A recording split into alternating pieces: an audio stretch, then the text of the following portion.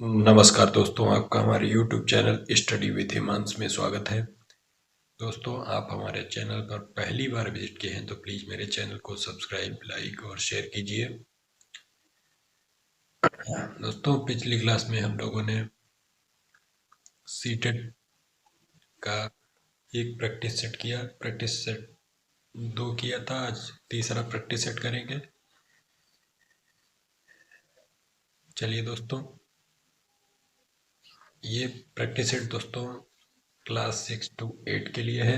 CDP जो 30 number की आती है उसके लिए है। चलिए दोस्तों, तीसरा प्रैक्टिस सेट जो है हम लोग शुरू करते हैं।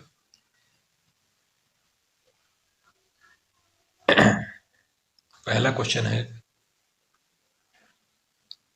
निम्नलिखित में कौन सी संज्ञानात्मक क्रिया दी गई सूचना के विश्लेषण के लिए प्रयोग में लाई जाती है?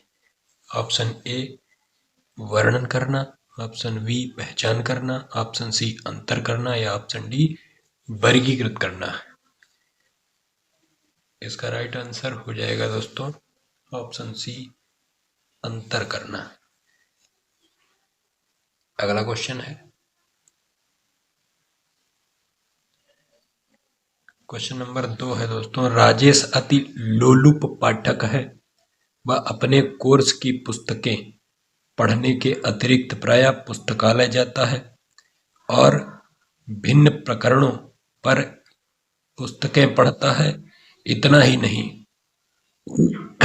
राजेश भोजन अवकाश में अपने परियोजना कार्य करता है। उसे परीक्षाओं के लिए पढ़ने के लिए अपने शिक्षकों अथवा अभिभावकों द्वारा कभी भी कहने की जरूरत नहीं है और वह वास्तव में सीखने का आनंद लेता नजर आता है। उसे डैश डैश डैश के रूप में सर्वाधिक बेहतर रूप से वर्णित किया जा सकता है। ऑप्शन ए है अतिरिक्त रूप से अभिप्रेरित शिक्षार्थी, सॉरी दोस्तों, आंतरिक रूप से अभिप्रेरित शिक्षार्थी। ऑप्शन बी तथ्य आधारित शिक्षार्थी, ऑप्शन सी शिक्षक अभिप्रेरित शिक्षार्थी या ऑप्शन डी आकलन आधारित शिक्षार्थी। बताइए दोस्तों, इसमें से कौन सा उत्तर बिल्कुल सही होगा? इसका राइट आंसर हो जाएगा दोस्तों ऑप्शन ए आंतरिक रूप से अभिप्रेरित शिक्षार्थी। क्वेश्चन नंबर 3 है दोस्तों, यदि पूर्व प्राथमिक स्तर पर बच्चों पर खोज करने की अनुमति दे दी जाए तो वे संतुष्ट हो जाते हैं।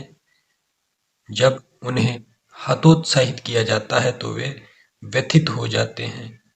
वे ऐसा डैश डैश डैश की उनकी अभिप्रेरणा के कारण करते हैं। ऑप्शन ए है अपनी शक्तियों के उपयोग करते हैं, ऑप्शन बी अपनी उपेक्षा को कम करने, ऑप्शन सी कक्षा के साथ संबंध होने या ऑप्शन डी कक्षा में अव्यवस्था फैलाने में। बताइए दोस्तों, इसका राइट आंसर क्या होगा क्वेश्चन नंबर 3 का? तो इसका राइट आंसर होगा ऑप्शन बी अपनी उपेक्षा को कम करने की उनकी अभिप्रेरणा के कारण करते हैं।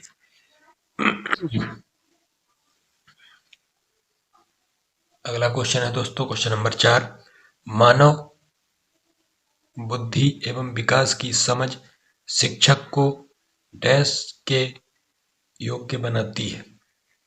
ऑप्शन ए निष्पक्ष रूप से अपने शिक्षण अभ्यास, ऑप्शन बी शिक्षण के समय शिक्षार्थियों के संवेगों पर नियंत्रण बनाए रखने, ऑप्शन सी विभिन्न शिक्षार्थियों के शिक्षण के बारे में स्पष्टता, ऑप्शन डी शिक्षार्थियों को यह बताने कि वे अपने जीवन में कैसे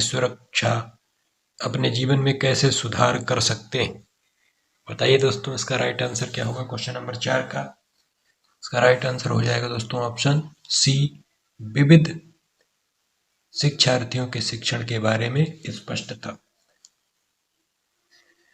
चलिए दोस्तों, क्वेश्चन नंबर 5 को देखते हैं।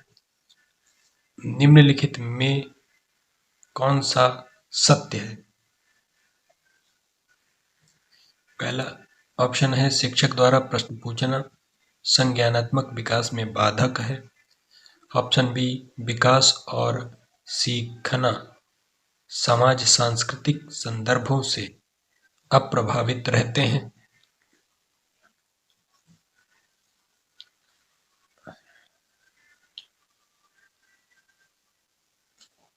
ऑप्शन सी है शिक्षार्थी एक निश्चित तरीके से सीखते हैं। ऑप्शन डी, खेलना संज्ञान और सामाजिक दक्षता के लिए सार्थक है।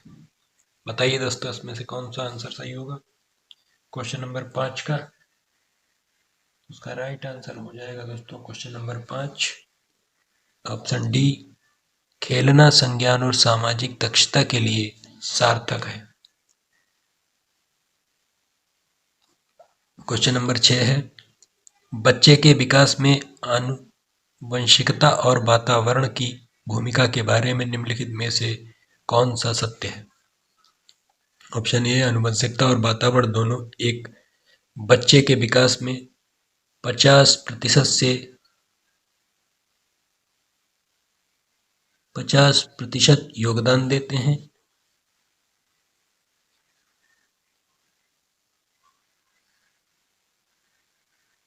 ऑप्शन बी, सम वयस्कों और पितृक का सापेक्ष योगदान योगात्मक नहीं होता। ऑप्शन सी, आनुवंशिकता और वातावरण एक साथ परिचालित नहीं होते। ऑप्शन डी, सहज रुझान वातावरण से संबंधित है, जबकि वास्तविक विकास के लिए आनुवंशिकता जरूरी है। बताइए दोस्तों, इसमें से क्वेश्चन नंबर 6 से कौन सा उत्तर बिल्कुल सही होगा? इसका राइट आंसर हो जाएगा दोस्तों ऑप्शन बी, समवयस्कों और पितृक का सापेक्ष योगदान योगात्मक नहीं होता। अगला क्वेश्चन है दोस्तों, समाजीकरण है। ऑप्शन ए, सामाजिक मानदंडों में परिवर्तन। ऑप्शन बी, शिक्षक एवं पढ़ाए गए के बीच संबंध। ऑप्शन सी, समाज के आधुनिकीकरण की प्रक्रिया। ऑप्शन डी, समाज के मानदंडों के साथ अनुकूलन। ऑप्शन बताइए दोस्तों, क्वेश्चन नंबर 7 का उत्तर क्या होगा? तो इसका राइट आंसर हो जाएगा दोस्तों ऑप्शन डी, समाज के मानदंडों के साथ अनुकूलन।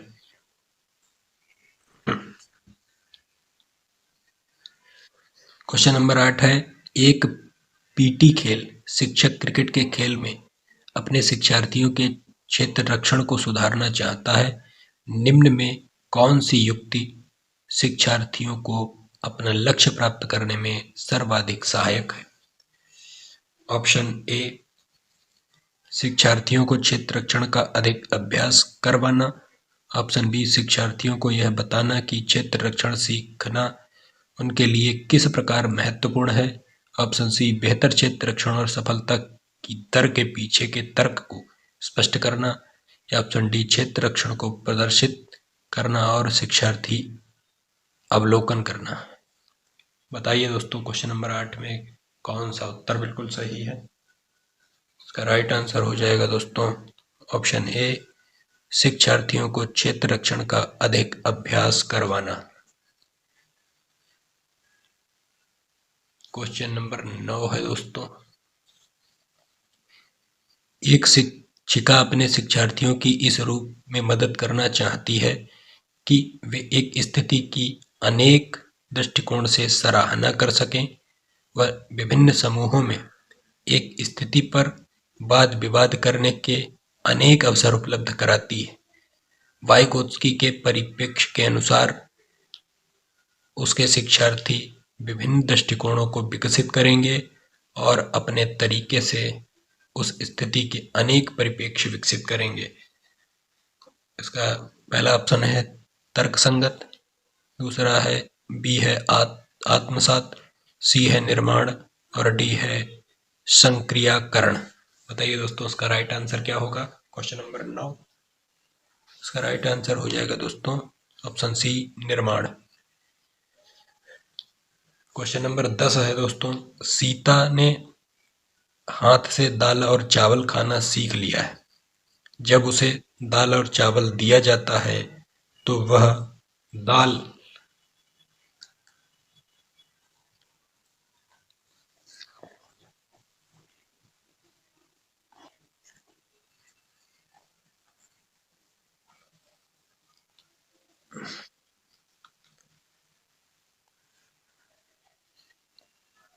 तो वह दाल चावल मिलाकर खाने लगती है।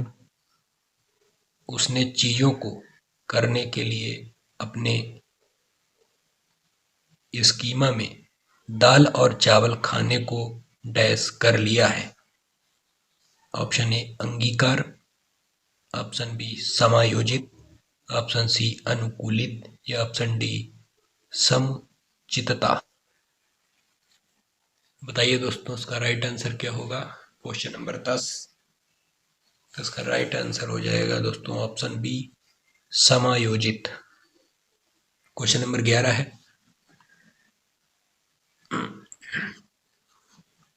क्वेश्चन नंबर 11 है दोस्तों, डैश के अतिरिक्त बुद्धि के निम्नलिखित पक्षों को स्टेनवर्ग के त्रितंत्र सिद्धांत से संबोधित किया गया है। ऑप्शन ए संदर्भगत, ऑप्शन बी अभय बभूत, ऑप्शन सी सामाजिक, ऑप्शन डी अनुभविक। अनुभविक। बताइए दोस्तों इसका राइट आंसर क्या होगा। क्वेश्चन नंबर 11, तो उसका राइट आंसर हो जाएगा दोस्तों ऑप्शन सी सामाजिक। अगला क्वेश्चन है दोस्तों क्वेश्चन नंबर 12, हार्वर्ड गार्डनर का बुद्धि का सिद्धांत डैश पर बल देता है। ऑप्शन ए शिक्षार्थियों में अनुबंधित कौशलों, ऑप्शन बी सामान्य बुद्धि, ऑप्शन सी विद्यालय में आवश्यक समान योग्यताओं या ऑप्शन डी प्रत्येक व्यक्ति की विलक्षण योग्यताओं।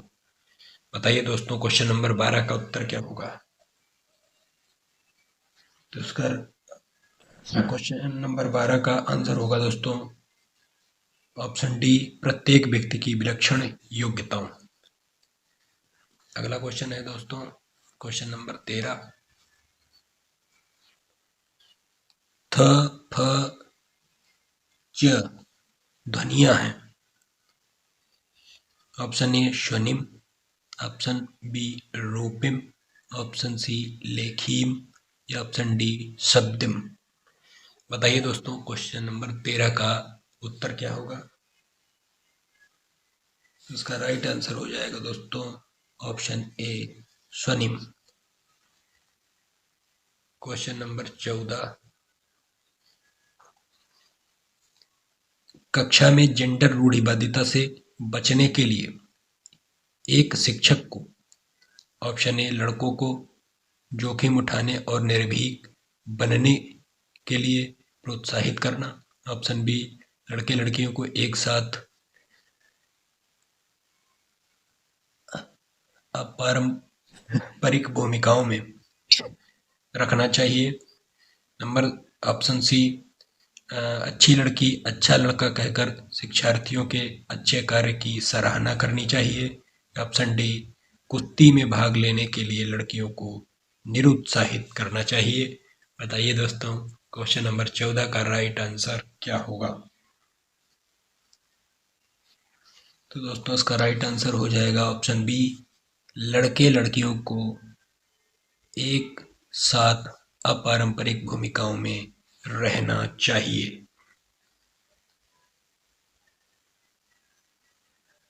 अगला क्वेश्चन है दोस्तों क्वेश्चन नंबर 15, विद्यालयों को किसके लिए वैयक्तिक भिन्नताओं को पूरा करना चाहिए। चलिए दोस्तों इसका पहला ऑप्शन है वैयक्तिक शिक्षार्थियों को विशिष्ट होने की अनुभूति कराने के लिए, ऑप्शन बी वैयक्तिक शिक्षार्थियों के मध्य खाई को कम करने के लिए, ऑप्शन सी शिक्षार्थियों के निष्पादन और योग्यताओं को समान करने के लिए, या ऑप्शन डी यह समझने के लिए कि क्यों शिक्षार्थी सीखने के योग्य या अयोग्य है। क्वेश्चन नंबर 15 का उत्तर क्या होगा बताइए दोस्तों। तो उसका राइट आंसर हो जाएगा दोस्तों ऑप्शन डी, यह समझने के लिए कि क्यों शिक्षार्थी सीखने के योग्य या अयोग्य है।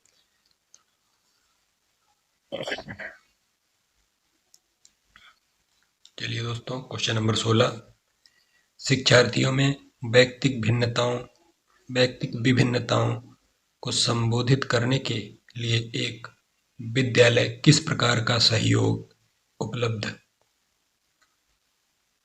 करवा सकता है। ऑप्शन ए, सभी शिक्षार्थियों के लिए समान स्तर की पाठ्यचर्या का अनुगमन करना। ऑप्शन बी, बाल केंद्रित पाठ्यचर्या का पालन करना और शिक्षार्थियों को सीखने के अनेक अवसर उपलब्ध करवाना। ऑप्शन सी, शिक्षार्थियों में व्यक्तिक भिन्नताओं को समाप्त करने के लिए हर संभव उपाय करना। ऑप्शन डी, धीमी गति से सीखने वाले शिक्षार्थियों को विशेष विद्यालयों में भेजना। बताइए दोस्तों, क्वेश्चन नंबर 16 का आंसर क्या होगा। तो उसका राइट आंसर हो जाएगा दोस्तों ऑप्शन बी, बाल केंद्रित पाठ्यचर्या का पालन करना और शिक्षार्थियों को सीखने के अनेक अवसर उपलब्ध करवाना।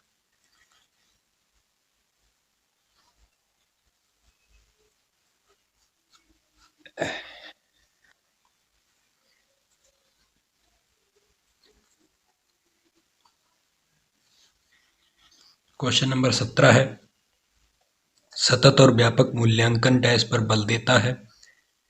ऑप्शन ए, बोर्ड परीक्षाओं की अनावश्यकता पर।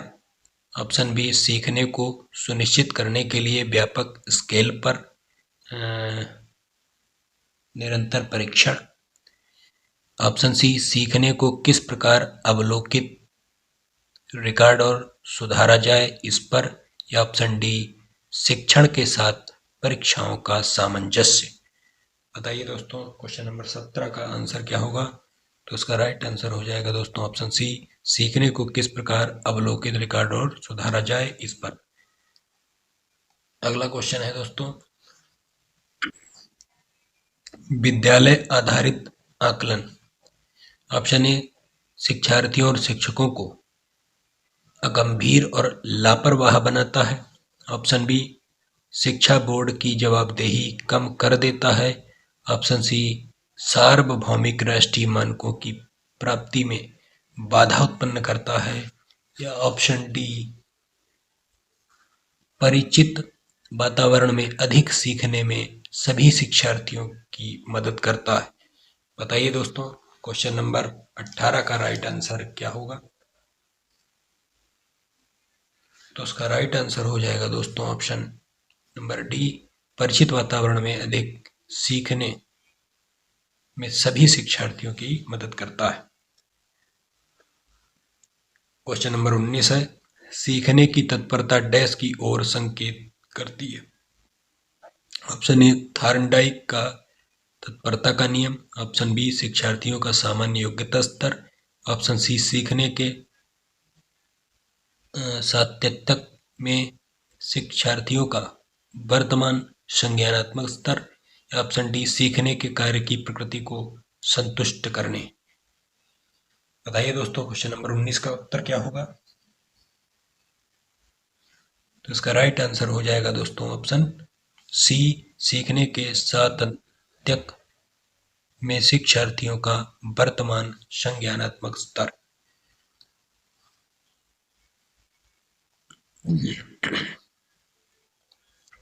क्वेश्चन नंबर 20 है, एक शिक्षिका की कक्षा में कुछ शारीरिक विकलांगता वाले बच्चे हैं, निम्नलिखित में से उसके लिए क्या कहना सबसे उचित होगा। ऑप्शन ए, पोलियोग्रस्त बच्चे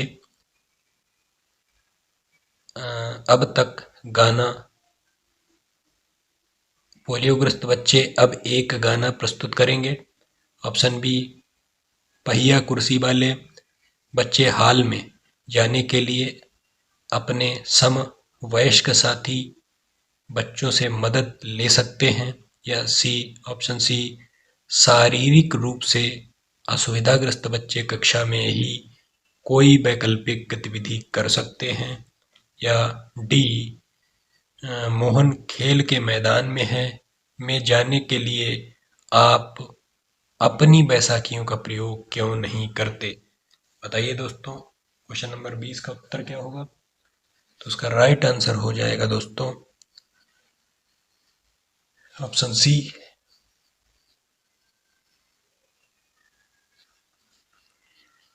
शारीरिक रूप से असुविधाग्रस्त बच्चे कक्षा में ही कोई वैकल्पिक गतिविधि कर सकते हैं। अगला क्वेश्चन है दोस्तों, क्वेश्चन नंबर 21। डैश के अतिरिक्त निम्नलिखित सभी के कारण अधिगम अक्षमता उत्पन्न हो सकती है। ऑप्शन ए सांस्कृतिक कारक, option B cerebral dysfunction, option C संवेगात्मक विघ्न, ऑप्शन डी व्यवहारगत विघ्न। बताइए दोस्तों, क्वेश्चन नंबर 21 का आंसर क्या होगा? क्वेश्चन नंबर 21 का आंसर होगा ऑप्शन ए सांस्कृतिक कारक।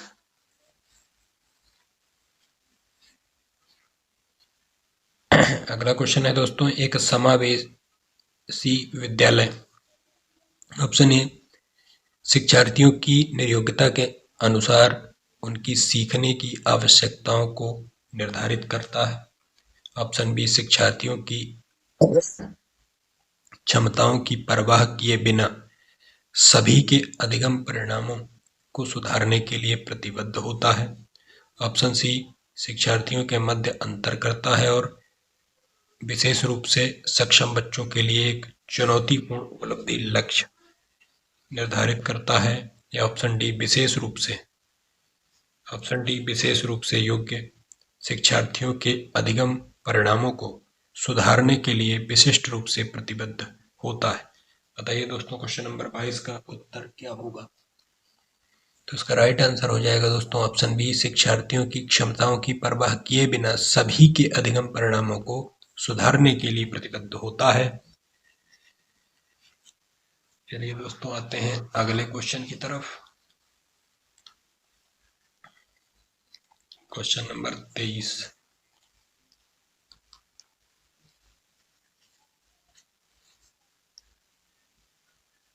तो क्वेश्चन नंबर 23 है दोस्तों, प्रतिभाशाली शिक्षार्थी को ऑप्शन ए अधिगम निर्योग्य नहीं हो सकते। ऑप्शन बी ऐसे सहयोग की आवश्यकता होती है जो सामान्यतः विद्यालयों द्वारा उपलब्ध नहीं कराए जाते। या ऑप्शन सी शिक्षक के बिना अपने अध्ययन को व्यवस्थित कर लेते हैं। या ऑप्शन डी अन्य शिक्षार्थियों के लिए अच्छे मॉडल बन सकते हैं। बताइए दोस्तों, उसका राइट आंसर क्या होगा? क्वेश्चन नंबर 23, उसका राइट आंसर हो जाएगा दोस्तों ऑप्शन बी ऐसे सहयोग की आवश्यकता होती है जो सामान्यतः विद्यालयों द्वारा उपलब्ध नहीं कराए जाते। क्वेश्चन नंबर 24 है दोस्तों, डैश के कारण प्रतिभाशालिता होती है। ऑप्शन ए मनोसामाजिक कारकों द्वारा, ऑप्शन बी आनुवंशिक रचना, ऑप्शन सी वातावरणीय अभिप्रेरणा, ऑप्शन डी बी और सी का संयोजन। बताइए दोस्तों, 24 नंबर का राइट आंसर क्या होगा? तो इसका राइट आंसर हो जाएगा दोस्तों ऑप्शन डी बी और सी का संयोजन। बी और सी का संयोजन। क्वेश्चन नंबर 25 है दोस्तों, बच्चों में सीखने और सुनने के लिए अधिगम योग्य वातावरण के लिए निम्नलिखित में से कौन उपयुक्त है? ऑप्शन ए शिक्षार्थियों को कुछ यह छूट देना कि क्या सीखना है और कैसे सीखना है। ऑप्शन बी एक लंबे समय के लिए निष्क्रिय रूप से सुनना। ऑप्शन बी एक लंबे समय के लिए निष्क्रिय रूप से सुनना। ऑप्शन सी निरंतर गृह कार्य देते रहना। या ऑप्शन डी सीखने वाले द्वारा व्यक्तिगत कार्य करना। बताइए दोस्तों, क्वेश्चन नंबर 25 का राइट आंसर क्या होगा? तो इसका राइट आंसर हो जाएगा दोस्तों ऑप्शन ए, शिक्षार्थियों को कुछ यह छूट देना कि क्या सीखना है और कैसे सीखना है। चलिए दोस्तों, क्वेश्चन नंबर 26, गतिक कौशलों में अधिगम निर्योग्यता डैश कहलाती है? डिस्फेजिया, ऑप्शन बी डिस्प्रेक्शिया, या ऑप्शन सी डिस्कैलकुलिया, या ऑप्शन डी डिसलेक्सिया। बताइए दोस्तों, क्वेश्चन नंबर 26 का उत्तर क्या होगा? तो इसका राइट आंसर हो जाएगा दोस्तों ऑप्शन बी डिस्प्रेक्सिया।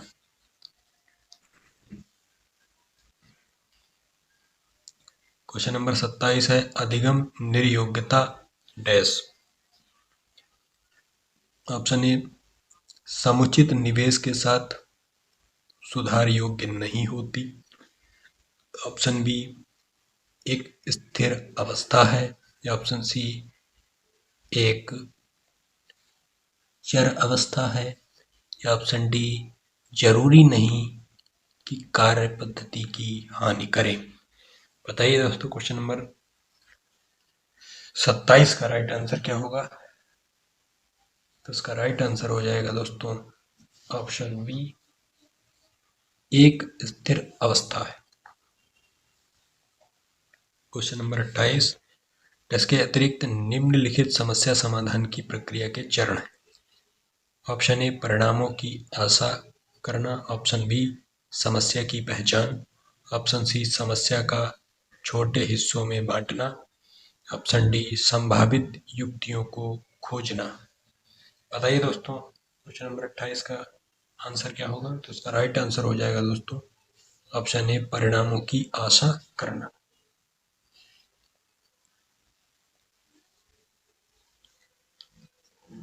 अगला क्वेश्चन है दोस्तों 29, एक शिक्षक को, ऑप्शन ए है, व्याख्यान पर अधिक ध्यान देना चाहिए और ज्ञान के लिए आधार उपलब्ध कराना चाहिए। ऑप्शन बी, शिक्षार्थियों द्वारा की गई त्रुटियों को एक भयंकर भूल के रूप में लेना चाहिए और प्रत्येक त्रुटि के लिए गंभीर टिप्पणी देनी चाहिए। ऑप्शन सी, शिक्षार्थी कितनी बार गलती करने से बचता है, इसे सफलता के माप के रूप में लेनी चाहिए।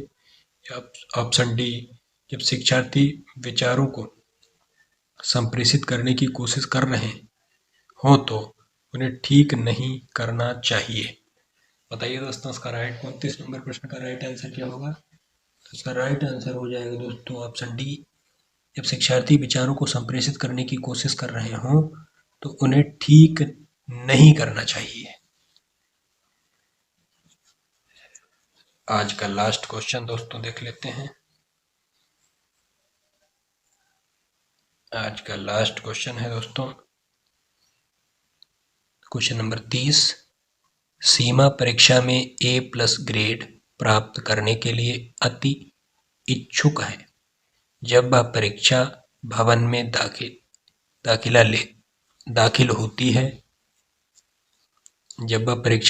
दाखिल होती है तथा परीक्षा प्रारंभ होती है, वह अत्यधिक नर्वस हो जाती है, उसके पांव ठंडे पड़ जाते हैं, उसके हृदय की धड़कन बहुत तेज हो जाती है और